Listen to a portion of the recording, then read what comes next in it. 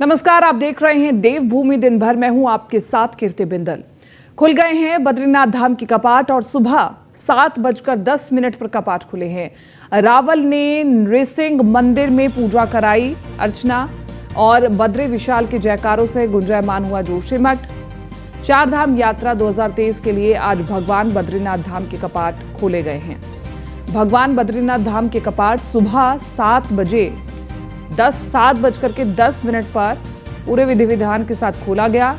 कपाट खुलने से पहले आज बद्रीनाथ मंदिर को 20 क्विंटल फूलों से सजाया गया है। तो बड़ी खबर आपको बता रहे हैं, बद्रीनाथ धाम के कपाट भी खुल चुके हैं विधि विधान के साथ। सुबह 7:10 पर बद्रीनाथ धाम के कपाट खोल दिए गए। रावल ने नृसिंह मंदिर में पूजा अर्चना कराई और बद्री विशाल के जयकारों से गुंजायमान हुआ जोशीमठ।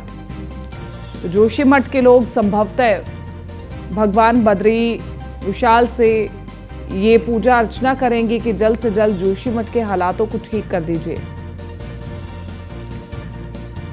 तो आपको बताएं कि शीतकाल में बाबा बद्रीनाथ की जो पूजा होती है वो जोशीमठ में ही होती है। अभी आप देखिए 4 तस्वीरें। 22 अप्रैल को खुला गंगोत्री धाम और इसी के साथ साथ 22 अप्रैल को ही खुला यमुनोत्री धाम और फिर खुला केदारनाथ धाम, जिसकी तमाम तस्वीरें हमने आप तक पहुंचाई थी। और आज फिर 27 अप्रैल को खुल गया है बद्रीनाथ धाम। चारों धाम खुल चुके हैं भक्तों के लिए, दर्शनों के लिए चारों धाम खुल चुके हैं और बड़ी संख्या में जो श्रद्धालु दर्शन करना चाहते हैं वो इस धाम में पहुंच करके अपनी मनोकामना पूरी कर सकते हैं। और इसी के साथ साथ ये चारों धाम अगर कोई व्यक्ति कर ले तो ये कहा जाता है कि स्वर्ग की प्राप्ति हो गई और अपने आप में एक बड़ी उपलब्धि है चारों धामों के दर्शन करना किसी भी व्यक्ति के लिए। और ये कहा जाता है कि चारों धामों के दर्शन अगर किए जाएंगे तो ही फल प्राप्त होगा। चलिए आपको बद्रीनाथ धाम की रोचक बातें भी हम बता रहे हैं। उत्तराखंड के चमोली जिले में स्थित है बद्रीनाथ धाम और आदि गुरु शंकराचार्य ने यहाँ पर स्थापना की थी इस मंदिर की। इसी के साथ साथ आपको बताते चले, अलकनंदा नदी के तट पर बना हुआ है ये बाबा बद्रीनाथ धाम और इसी के साथ साथ भगवान विष्णु की यहाँ पर पूजा होती है। देखिए केदारनाथ धाम में भगवान शिव की पूजा होती है, यहाँ भगवान विष्णु की पूजा होती है। 2 पर्वतों नर और नारायण के बीच में यह धाम स्थित है।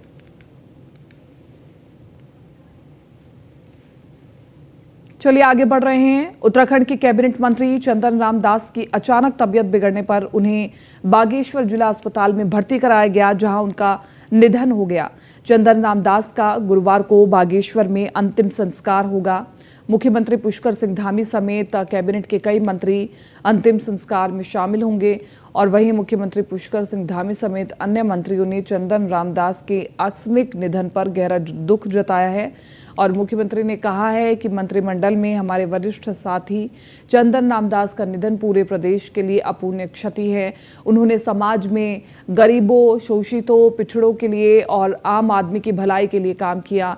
सीएम पुष्कर सिंह धामी ने कहा कि चंदन राम दास एक संघर्षशील नेता थे। उन्होंने हमेशा समाज के अंतिम छोर में खड़े लोगों की आवाज़ को उठाने और समाधान की ओर ले जाने का काम किया। उनका व्यक्तित्व सरल, सहज और मृदुभाषी था। आपको बता दें, कैबिनेट मंत्री चंदन राम दास लंबे समय से बीमार चल रहे थे।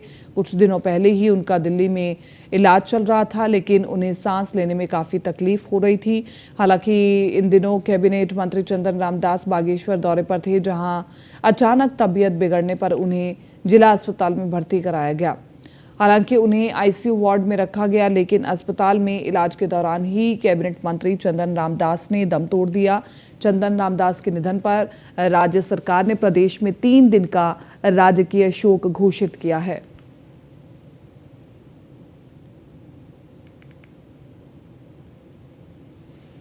कुमाऊं के बड़े दलित नेता माने जाते थे चंदन राम दास और चंदन राम का राजनीतिक करियर 1980 में शुरू हो गया था और 1997 में नगर पालिका बागेश्वर के निर्दलीय अध्यक्ष भी बने थे। 2006 में भगत सिंह कोश्यारी के कहने पर बीजेपी में वो शामिल हो गए और चंदन रामदास ने लगातार चौथी बार विधानसभा चुनाव जीता। ये अपने आप में एक बड़ी उपलब्धि है और साल 2007, 2012, 2017 और 2022 में उन्होंने चुनाव जीता। 2022 में विधानसभा चुनाव जीतने के बाद धामी सरकार में उन्हें कैबिनेट मंत्री बनाया गया और धामी सरकार में चंदन रामदास को परिवहन विभाग का जिम्मा मिला था। तो कुमाऊं के बड़े दलित नेता थे चंदन रामदास। आज का ये दिन बहुत ही दुखद है। हमारे वरिष्ठ साथी उत्तराखंड सरकार में परिवहन एवं समाज कल्याण मंत्री चंदन रामदास जी, जो कि हमारे वरिष्ठ सहयोगी, उनका आकस्मिक निधन का समाचार मिला है। हम सब के लिए दुखद है, पूरे प्रदेशवासियों के लिए दुखद है। चंदन रामदास जी हमेशा उन्होंने गरीबों के लिए, समाज में पिछड़ों के लिए, शोषितों के लिए, आम आदमी के लिए, मजदूरों के लिए लगातार संपूर्ण जीवन भर संघर्ष किया। वो एक संघर्षशील नेता थे और हमेशा उन्होंने समाज के अंतिम छोर में खड़े हुए व्यक्ति की आवाज़ को लगातार उठाने का काम किया, उनको समाधान की ओर ले जाने का काम किया। सरल थे, सहज थे, मृदुभाषी थे और उनका स्वभाव ऐसा था कि सबसे मिल जाते थे। उनका जाना जहाँ प्रदेश के लिए बहुत बड़ी क्षति है, हमारे राज्य के लिए बड़ी क्षति है। मैं आज दिवंगत आत्मा को अपनी तरफ से श्रद्धांजलि अर्पित करता हूँ, संपूर्ण प्रदेशवासियों की ओर से, और उनके परिजनों को, उनके चाहने वालों को, उनके सभी शुभचिंतकों का, सहयोगियों को, समर्थकों का, कि भगवान उनको इस दुख की घड़ी में दुख को सहन करने की शक्ति प्रदान करे और श्री चंदन रामदास जी को अपने सिर चरणों में स्थान दे। ओम शांति, ओम शांति। कैबिनेट मंत्री चंदन रामदास का निधन पर विधानसभा अध्यक्ष रितु खंडूरी, कैबिनेट मंत्री प्रेमचंद अग्रवाल और बीजेपी प्रदेश अध्यक्ष महेंद्र भट्ट ने भी शोक जताया है। दुखी हूँ। सरल सौम्य स्वभाव के चंदन रामदास जी एक बड़े नेता थे, प्रदेश के बड़े नेता थे। हमारे लिए, हमारे प्रदेश के लिए ये बहुत बड़ा नुकसान है। चंदन रामदास जी आज हमारे बीच में नहीं है। निश्चित रूप से हम सभी को उनके निधन से बहुत बड़ा आघात लगा है, बहुत दुख हुआ है। बहुत ही सौम्य प्रवृत्ति के, बहुत ही मिलनसार हमारे परम मित्रों और शुरू से ही जिनके मन के अंदर गरीबों की सेवा करना, गरीबों का सोचना ये लक्ष्य रहता था। प्रदेश सरकार में कैबिनेट मंत्री रहे चंदन रामदास जी की देहांत का बहुत दुखद समाचार है। हमारे परम मित्रों में और शुरू से ही जिनके मन के अंदर गरीबों की सेवा करना, गरीबों का सोचना ये लक्ष्य रहता था। अस्वस्थ थे, लेकिन कुछ दिनों से उनका स्वास्थ्य ठीक था और उन्होंने पार्टी के सभी कार्यक्रमों में, सरकार के कार्यक्रमों में अपना आना जाना प्रारंभ किया था। विश्वास भी नहीं होता है कि आज हमारे मध्य नहीं है। मैं ईश्वर से प्रार्थना करता हूँ कि भगवान उन्हें अपने श्री चरणों में स्थान दे और परिवार को इस दुख को सहन करने की शक्ति प्रदान करे। उनकी कमी सदैव हमें अखरेगी और मुझे विश्वास है कि समाज में ऐसे लोगों के प्रति जो भाव रहता है, वो भाव आज उनके सारे समर्थकों के मन में है। प्रदेश सरकार। चलिए अब अगली खबरों का रुख कर लेते हैं। उत्तराखंड में चारधाम यात्रा शुरू हो चुकी है। बड़ी संख्या में श्रद्धालु उत्तराखंड आ रहे हैं और वहीं केदारनाथ धाम पहुंचे देश के अलग अलग राज्य से आए श्रद्धालुओं ने व्यवस्था और राज्य सरकार की तैयारियों की जमकर तारीफ की है। आपको बता दें कि चारधाम यात्रा की मुख्यमंत्री पुष्कर सिंह धामी खुद निगरानी कर रहे हैं। मुख्यमंत्री ने तीर्थयात्रियों को बार बार भरोसा दिला रहे हैं कि यात्रा पर आने वाले हर श्रद्धालु की सुरक्षा और सुविधा का विशेष ख्याल सरकार रखेगी। से आए हैं केदार बाबा के दर्शन करने। और यहाँ पे सारी बिजली पानी अभी तक जब हम लोग आए हैं यहाँ पे सब चीज़ ठीक रहा है। थोड़ी बर्फबारी हुई बट बाबा के दर्शन भी हुआ और सब चीज़ ठीक। बहुत अच्छी व्यवस्था, बहुत अच्छी व्यवस्था है, बहुत अच्छे दर्शन हुए हमें। हमने सुबह चढ़ाई चालू कर दी परसों, कल सुबह 6 बजे और हम यहाँ पे शाम को 7 बजे आके लगे हैं। बहुत लोगों ने कोऑपरेट करा, बहुत अच्छा। आने के बाद हमारी सारी थकान उतर गई। काफ़ी अच्छा लगा, सरकार ने काफ़ी अच्छा कर दिया, रास्ता खोल दिया और आगे भी श्रद्धालुओं को दर्शन बहुत अच्छे हो रहे हैं। ठीक है, भगवान इसी प्रकार दर्शन देता रहे और सरकार इसी प्रकार हमारी सहायता करता रहे। बहुत अच्छे दर्शन हुए बाबा जी के, स्नोफॉल हुई, उसके बाद भी बहुत अच्छे दर्शन हुए, बहुत अच्छा लगा। बाकी को भी विनती है। चारधाम यात्रा की शुरुआत होने पर मुख्यमंत्री पुष्कर सिंह धामी ने सभी श्रद्धालुओं को शुभकामनाएं दी। उनका कहना है कि यमुनोत्री, गंगोत्री और बाबा केदारनाथ के कपाट खुल चुके हैं, जिसमें बड़ी संख्या में श्रद्धालु दर्शन के लिए पहुंच रहे हैं। उन्होंने कहा कि मैं खुद बाबा केदारनाथ धाम में दर्शन के लिए पहुंचा था, जहां हजारों की संख्या में श्रद्धालु मौजूद थे। भारी बर्फबारी और बारिश के बीच श्रद्धालुओं के इस उत्साह को देखकर साफ साफ कहा जा सकता है कि आने वाले दिनों में 4 धामों में श्रद्धालु बड़ी संख्या में आएंगे। और सीएम ने यह भी कहा कि गुरुवार को भगवान बद्री विशाल के कपाट खुलने के बाद चारों धामों में यात्रा की शुरुआत हो जाएगी। उन्होंने ये भी कहा कि राज्य सरकार चारों धामों में श्रद्धालुओं के स्वागत के लिए तैयार है। यात्रा पर आने वाले हर यात्री की सुरक्षा और सुविधा का विशेष ख्याल रखा जाएगा। जो यात्रा है इस वर्ष की बहुत ऐतिहासिक यात्रा होने जा रही है। कल बाबा केदार के कपाट खुले थे और 20,000 से भी अधिक श्रद्धालुओं ने दर्शन किए हैं और बहुत ही हर्षोल्लास वहाँ पर रहा, जबकि मौसम लगातार बिगड़ता रहा है, लगातार बर्फबारी होती रही है। उसके बावजूद भी श्रद्धालुओं का जो उत्साह है वो लगातार बढ़ रहा है और कल बाबा बद्री विशाल के कपाट खुलेंगे, वहाँ भी यात्रा पूरे अपने चरम पर चलेगी। और हमें पूरा विश्वास है कि भगवान बाबा बद्री विशाल की कृपा से, बाबा केदार की कृपा से और हमारे चारों धामों की कृपा से इस बार भी यात्रा गत वर्षों के जैसे ही हर्षोल्लास से होगी और सब पर बाबा कृपा करेंगे, सब पर हमारे धाम कृपा करेंगे, जिससे कि सभी की यात्रा आसान हो, सबकी मनोकामना पूर्ण हो। उत्तराखंड की चारधाम यात्रा के प्रमुख पड़ाव जोशीमठ में आई आपदा मामले में केंद्र से आई टीम ने अपना सर्वे पूरा कर लिया है और इसी सर्वे के आधार पर राज्य सरकार को पूर्व में भेजी गई आपदा राहत धनराशि के तहत मदद केंद्र सरकार से मिलेगी।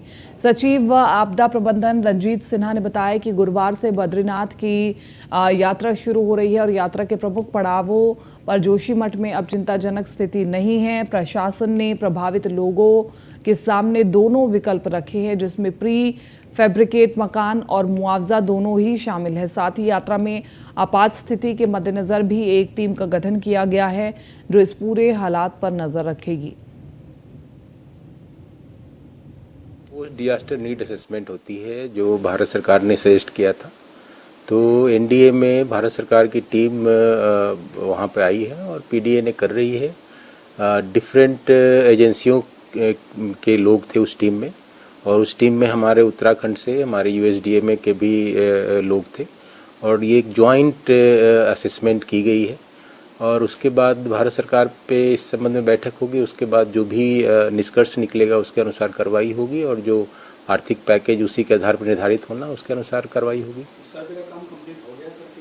हाँ, ये टीम ने अपना काम कर लिया है और मेरे ख्याल से आज टीम वापस जा रही है और उसके बाद अपना रिपोर्ट तैयार करेंगे और भारत सरकार में उस रिपोर्ट को सबमिट। कभी देश के अंतिम गांव के रूप में पहचान रखने वाला माणा गांव अब सीएम धामी की पहल पर देश के पहले गांव के रूप में अधिसूचित हो गया है। सीएम पुष्कर सिंह धामी के निर्देशों पर इसका आधिकारिक बोर्ड भी लगा दिया गया है। सीएम धामी ने इस पर खुशी जताते हुए पीएम मोदी का आभार व्यक्त किया है और सीएम धामी का कहना है कि सीमांत गांव जो उत्तराखंड के केंद्र ने चिन्हित किए हैं उनकी संख्या अब बढ़ने लगी है। आपको बताते चले कि चमोली जिले के माणा गांव में पीएम मोदी के दौरे के दौरान सीएम धामी ने ही माणा गांव को पहले गांव के रूप में माना था, जिसे मंच से ही बोलते हुए पीएम ने स्वीकार किया था। पीएम वाइब्रेंट विलेज के तहत आयोजित कार्यक्रम में शिरकत करने पहुंचे थे।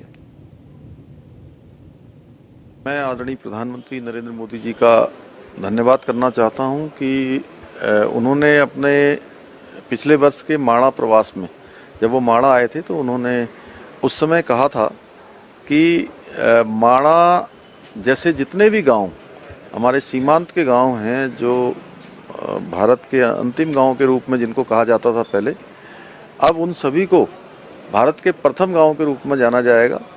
तो माणा गांव प्रथम गांव हो गया है, बोर्ड भी उसका लग गया है। इसके साथ साथ उसके गांव का विकास वाइब्रेंट विलेज भारत सरकार की योजना में हो रहा है। इसके अलावा नीति, मलारी, गुंजी, इन सभी गांवों को भी भारत सरकार की योजना में सम्मिलित किया गया है। तो कहीं ना कहीं जो हमारे सीमांत के और भी गांव हैं उनकी भी अभी सूची भारत सरकार के स्तर पर जो है रुकी हुई है कि उस पर भी जो है फैसला होना है। तो कहीं ना कहीं हमारे अन्य गांव भी इसमें आएंगे जिससे कि उनको भी विकास के रास्ते पर और देहरादून में अपनी मांगों को लेकर प्रदेश की आशा व आशा फैसिलिटेटर ने पंडित दीनदयाल उपाध्याय पार्क से जिलाधिकारी कार्यालय तक रैली निकाली और इस दौरान प्रदर्शनकारियों ने सरकार के खिलाफ जमकर नारेबाजी करते हुए प्रदर्शन किया और इसके साथ ही आशा फैसिलिटेटर और आशाओं ने अपनी मांगों को लेकर के जिला प्रशासन को प्रधानमंत्री और मुख्यमंत्री के नाम एक ज्ञापन भी प्रेषित किया। आशा फैसिलिटेटर ने सरकार से 20 दिन की मोबिलिटी की बजाय 30 दिन की स्थायी ड्यूटी और निश्चित मानदेय दिए जाने की मांग उठाई है। हमारा यही कि देखो 2006 से हम आशाओं की नियुक्ति हुई थी तो हमारे को मातृ मृत्यु दर और शिशु मृत्यु दर पर ही रखा गया था। पर आज की डेट में यह है कि कोई भी कैंसर पीड़ित हो, वो टीबी मरीज हो, कुष्ठ का रोगी हो, बच्चों को खांसी हो, जुकाम हो, बड़ों को जैसे कि कोविड महामारी में भी आशाओं की ड्यूटी लगाई गई। पर दिया क्या गया, पीआरडी के जवान को 500 रुपया और आशा को रोज का पर डे 10 रुपया दिया गया।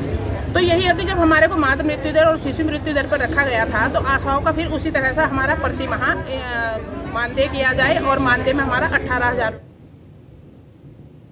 आशा फैसिलिटेटरों ने आज सरकार के खिलाफ मोर्चा खोला। पौड़ी में विरोध प्रदर्शन करते हुए संगठन ने रैली निकाल करके अपना गुस्सा जताया। आशा फैसिलिटेटरों ने सरकार से नियत न्यूनतम मानदेय प्रतिमाह दिए जाने, फील्ड में कार्य करने के लिए यात्रा भत्ता दिए जाने की भी मांग की है। इसके साथ ही आशा फैसिलिटेटरों और आशाओं ने अपनी मांगों को लेकर जिला प्रशासन को प्रधानमंत्री और मुख्यमंत्री के नाम ज्ञापन भी प्रेषित किया है। हमेशा बोलते हैं बजट नहीं है, बजट नहीं है। 6 महीने तक हमें कुछ भी नहीं मिलता है। डिलीवरी के साथ जाते हैं वहाँ भी हमें कुछ ऐसा वो नहीं मिलता। 6 दिन तक रहना पड़ता है हमें। बजट हमारे लिए कोई बजट नहीं है सरकार के पास।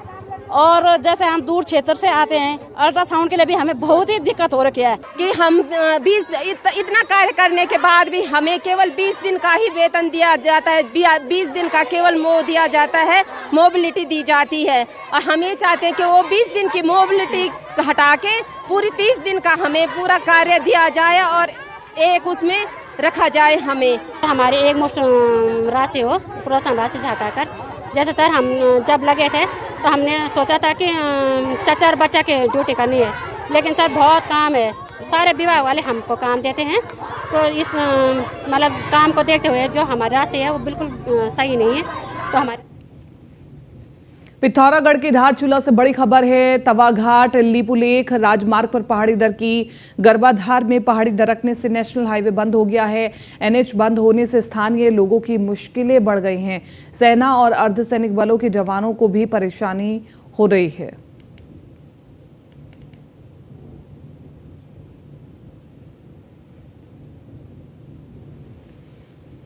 तो देखिए, पहाड़ों में दरार का दायरा लगातार बढ़ रहा है। जोशीमठ के बाद बागेश्वर में खड़िया के खनन से मंदिर तिरछा हुआ था और कई घरों में दरारें आ रही थी। और अब पिथौरागढ़ जिले में एक गांव के 50 घरों में दरार की खबर आ रही है। जिस गांव में दरार की खबरें हैं वहां सरयू नदी पर खुटानी हाइड्रो प्रोजेक्ट भी बन रहा है। ये गांव हाइड्रो प्रोजेक्ट के निकट है और गांव में 50 से ज्यादा घरों में दरार है, जिस पर मुख्यमंत्री पुष्कर सिंह धामी का कहना है कि प्रदेश में इस तरह की जहां परिस्थितियां हैं वहां पर आपदा प्रबंधन विभाग मॉनिटरिंग कर रहा है। उन्होंने कहा कि इस मामले में गंभीरता से इस मामले को लिया जाएगा।